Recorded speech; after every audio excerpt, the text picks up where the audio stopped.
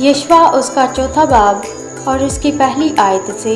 24वीं आयत तक। और जब सारी कौम यरदन के पार हो गई तो खुदावंद ने यशवा से कहा कि कबीला पीछे एक आदमी के हिसाब से 12 आदमी लोगों में से चुन लो और उनको हुक्म दो कि तुम यरदन के बीच में से जहाँ काहिनों के पांव जमे हुए थे 12 पत्थर लो और उनको अपने साथ ले जाकर उस मंजिल पर जहाँ तुम आज की रात टिकोगे रख देना। तब यशवा ने उन 12 आदमियों को, जिनको उसने बनी इस्राएल में से कबीला पीछे एक आदमी के हिसाब से तैयार कर रखा था, बुलाया। और यशवा ने उनसे कहा, तुम खुदावंद अपने खुदा के अहद के संदूक के आगे आगे यरदन के बीच में जाओ और तुम में से हर शख्स बनी इस्राएल के कबीलों के शुमार के मुताबिक एक एक पत्थर अपने अपने कंधे पर उठा ले, ताकि ये तुम्हारे दरमियान एक निशान हो। और जब तुम्हारी औलाद आइंदा ज़माना में तुमसे पूछेगे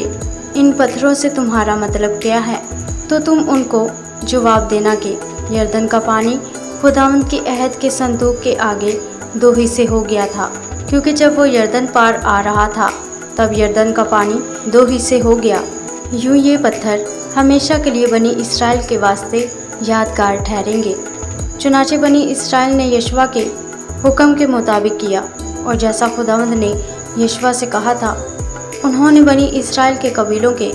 शुमार के मुताबिक यरदन के बीच में से 12 पत्थर उठा लिए और उनको उठाकर अपने साथ उस जगह ले गए जहाँ वो टिके और वहीं उनको रख दिया। और यशवा ने यरदन के बीच में उस जगह जहाँ अहद के संदूक के उठाने वाले काहिनों ने पांव जुमाए थे 12 पत्थर नस्ब किए। चुनाचे वो आज के दिन तक वही हैं, क्योंकि वो काहिन जो संदूक को उठाए हुए थे यरदन के बीच ही में खड़े रहे जब तक उन सब बातों के मुताबिक जिनका हुक्म मूसा ने यशवा को दिया था हर एक बात पूरी ना हो चुकी, जिसे लोगों को बताने का हुक्म खुदावंद ने यशवा को किया था। और लोगों ने जल्दी की और पार उतरे। और ऐसा हुआ कि जब सब लोग साफ पार हो गए तो खुदावंद का संदूक और काहिन भी लोगों के रूबरू पार हुए। और बनी रोबन और बनी जद और मनस्सी के आधे कबीला के लोग मूसा के कहने के मुताबिक हथियार बांधे हुए बनी इस्राएल के आगे पार गए, यानी करीब 40,000 आदमी लड़ाई के लिए तैयार और मुसल्ला खुदावंद के हजूर पार होकर यरू के मैदानों में पहुँचे ताकि जंग करें। उस दिन खुदावंद ने सब इस्राएलियों के सामने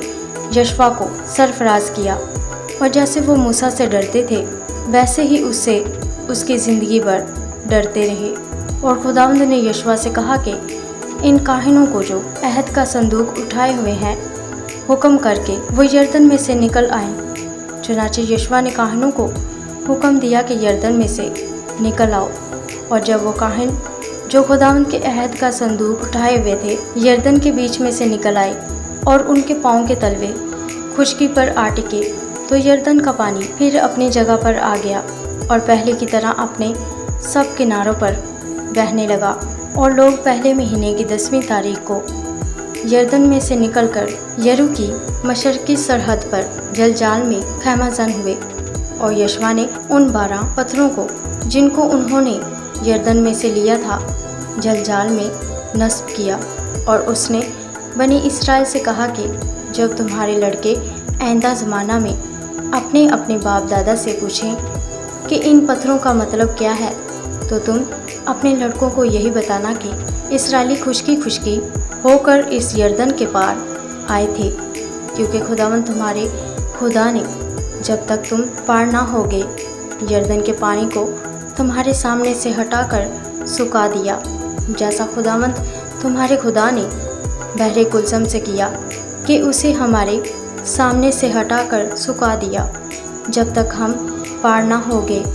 ताकि ज़मीन की सब कौमें जान ले कि खुदावंद का हाथ कवी है और वो खुदावंद तुम्हारे खुदा से हमेशा डरती रहें। आमीन।